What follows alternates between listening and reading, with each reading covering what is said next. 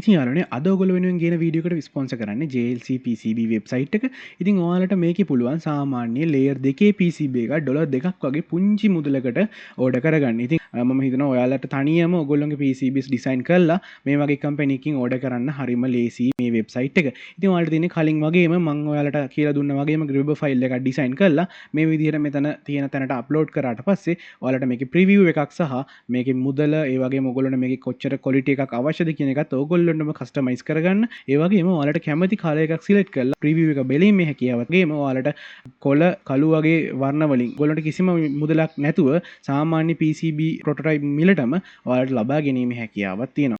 ඉතින් යාළුවනේ අද මම ඔයගොල්ලන්ට වීඩියෝ එකේ පැහැදිලි කරන්නේ අපි කලින් හදපු PCB එක කොහොමද අපි යූස් කරන්න කියලා ලිතියම් අයන් බැටරි එකකට. ඉතින් මම අද ඔයගොල්ලන්ට කියන්නේ ලීෆ් බැටරිස් මොඩියුල් දෙකකට කොහොමද මේක පාවිච්චි කරන්න කියලා. නමුත් මමත් මේක අද පාවිච්චි කරන්නේ 12 වෝල්ට්. ඒ කියන්නේ ඔයගොල්ලෝ දන්නවා 12 වෝල්ට් UPS තියෙනවා. ඉතින් මේ දවස්වල ටිකක් හොයාගන්න අමාරුයි දෙකම 24 එකත් හරි අමාරුයි. ඉතින් ඒ 12 වෝල්ට් UPS තමයි මේ දවස්වල ටිකක් වැඩියෙන් හරි හොයාගන්න ලේසියෙන්ම තියෙන. ඉතින් කොහොමද 12 වෝල්ට් UPS එකක් පාවිච්චි කරන්න අපේ ෂොප් එකකට හරි ගෙදරට හරි කියන එක ලිතියම් අයන් බැටරි පැක් එකකුත් එක්ක. ඉතින් යාළුවනේ අද බලමු ලිතියම් අයන් පැක් එක සහ මගේ ෂොප් එකට UPS එක කොහොමද හයි කරගත්තේ කියලා බලන්න. ඉතින් යාළුවනේ කලින් ඔයගොල්ලන්ට මම මගේ PCB වීඩියෝ එකේදී මේක ඕඩර් කරන විදිය පැහැදිලි කරා. ඉතින් මම මේකෙදිත් පොඩ්ඩක් පැහැදිලි කරන්න නොදන්න අයට ඔයාලට දන්න අයට පුළුවන් මේක ස්කිප් කරලා යන්න. මේ වගේ ස්කිප්ස් ඔයගොල්ලන්ට දාලා තියෙනවා. ඉතින් මේකේ තව chance එකක් තියෙනවා ඔයගොල්ලන්ට $54ක කූපන් එකක් හම්බ වෙනවා පළවෙනි පාර රෙජිස්ටර් වෙනකොට. ඉතින් ඉතින් ලොකු මුදලක් ගැන කට්ටිය හිතුවා ඒක ගැන හිතන්න අවශ්‍ය නැහැ. මගේ යට ලින්ක් එක ක්ලික් කරලා ඔයගොල්ලන්ට තියෙන හරිම ලේසි මෙන්න මේ විදියට JLC PC වෙබ්සයිට් එකට යනවා. ඊට පස්සේ මම ඔයගොල්ලන්ට යට ලින්ක් එකක් දීලා තියෙනවා මේ PCB එකේ grab ෆයිල් එක සහ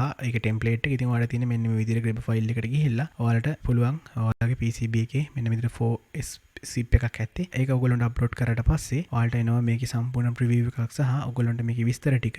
ඉතින් ඔයාලා මේක යට තියෙන කිසි දෙයක් වෙනස් කරන්න එපා. එතකොට ඔයගොල්ලෝ මිල වෙනස් වීමක් වෙන්න පුළුවන්. නමුත් ඔයාලට කලර්ස් වෙනස් කිරීමේ හැකියාව තියෙනවා.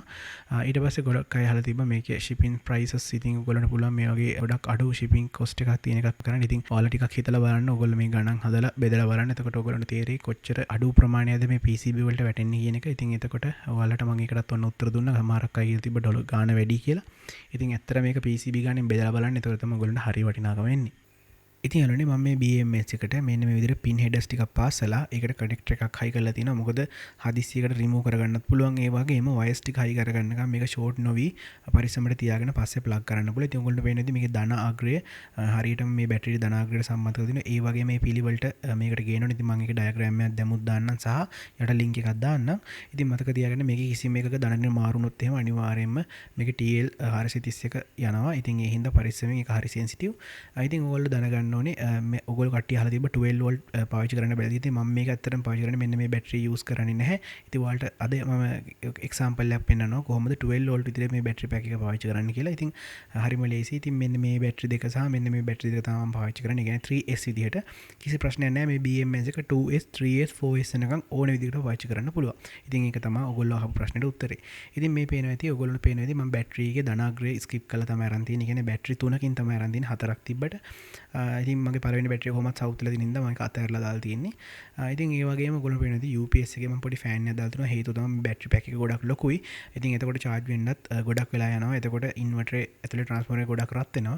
ඒ වගේම ඉන්වර්ටර් එකකටත් ගොඩක් වෙලා යනවා. මොකද අපි මේක ලෝඩ් එකක් විදිහට ගොඩක් වෙලා යූස් කරනවා.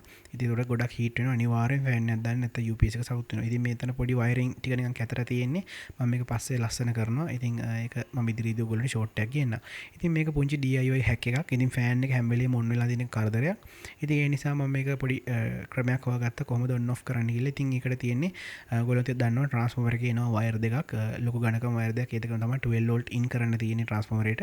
ඉතින් ඒකට මෙන්න මේ විදිහට ඩයෝඩ් එකක් දාලා DC කරලා කැපැසිටර් එකක් දාලා මම ෆෑන් එකක් කරන් තියෙනවා. ඉතින් ඔයගොල්ලෝ තේරෙනවා ඇති සාමාන්‍යයෙන් දන්න කෙනෙක් නම් ඉන්වර්ටර් වෙනකොටත් මේකෙන් 12 වෝල්ට් AC හැදෙනවා. ඒ වගේම charge වෙනකොටත් 12 වෝල්ට් AC හැදෙනවා. ඉතින් ඒකෙන් ඔයගොල්ලන්ට මෙන්න මේ ෆෑන් එක දුවවන්න පුළුවන් කිසි ප්‍රශ්නයක් නැතුව. කන්ට්‍රෝල් අවශ්‍ය නැහැ.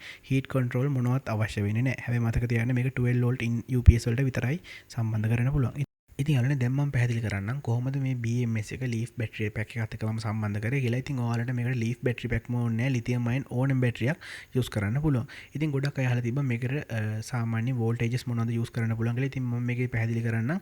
මේකට අපිට 7.2 වෝල්ට්ස් එතකොට 12.6 වෝල්ට්ස් ඒ වගේම 16.8 වෝල්ට්ස් උනත් යූස් කරන්න පුළුවන්. කියන්නේ 4S 2S 3S ඕන එකක්. ඉතින් මම මේකේ විශේෂ දෙයකට කරලා තියෙන්නේ ෆියුස් එකක් දාලා තිනවා 13 මේ මගේ ආරක්ෂාවට. ඒ වගේම ඔයගොල්ලන්ට පුළුවන් මේකේ බැලන්සින් වෝල්ටේජ් එක උනත් වුණත් අර ට්‍රිමර්ස් කරකලා බැලන්ස් වෝල්ටේජ් එකට ඇඩ්ජස්ට් කරගන්න. ඒ කියන්නේ බැටරිය 4S දාලා අවශ්‍ය ගානට වෝල්ටේජ් එක charge වෙන ගානට බැලන්ස් කිරීමේ හැකියාවක් තියෙනවා. ඉතින් යාළුවනේ දැන් මේ බැටරි එක මේ BMS එකෙන් බැලන්ස් වෙන ගමන් ඒ වගේම charge වෙන ගමන් තියෙන්නේ.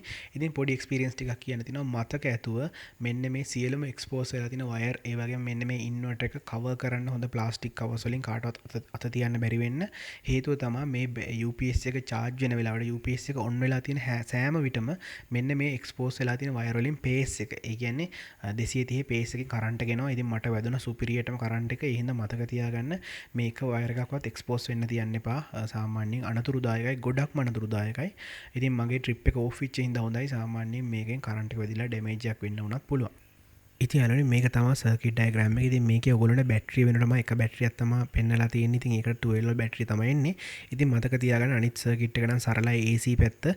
DC පැත්තේ වයර් දෙක පාවිච්චි කරද්දී සාමාන්‍ය earth wire එක තරම්වත් ඝනකම් වයර් දෙකක් පාවිච්චි කරන්න. earth wire පාවිච්චි කරනවා නම් රතු පාට කළු පාට මාක් කරගන්න. නැත්නම් දණ්ඩ මාරුනොත් UPS එක පිච්චෙනවා. ඉතින් ට්‍රිප් ස්විච් එකක් අනිවාර්යෙන් දාගන්න සප්ලයි දෙන්න කලින්.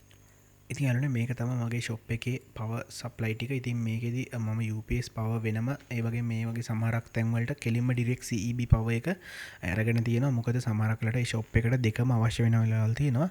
ඉතින් මෙතන තියෙන ට්‍රිප් ස්විච් එක ගොඩක් වෙලාවට තියෙන්නේ වැඩියෙන්. මොකද වෙනම මේ කට්ටිය කඩේ තියෙන වෙනම ට්‍රිප් ස්විච්.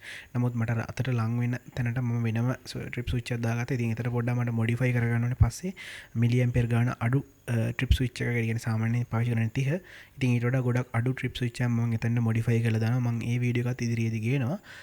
ඉතින් ඒ වගේම තවත් හැක්ස් ගොඩක් ඒ වගේම සර්කිට් ඩයග්‍රෑම්ස් ගොඩක් තියෙනවා ඔයගොල්ලන්ට ගේන්න. PCB ගොඩක් තියෙනවා ගේන්න. ඉතින් ඒ අදහස් එක්ක නැවතත් හමු වෙමු. එහෙනම් යාළුවනේ අපේ වීඩියෝ channel එකත් එක්ක අනිවාර්යයෙන්ම රැඳිලා ඉන්න. එහෙනම් සතුටින් ඉන්න. ගිහිල්ලා එන්න තවත් වීඩියෝ එකකින් හමු වෙමු.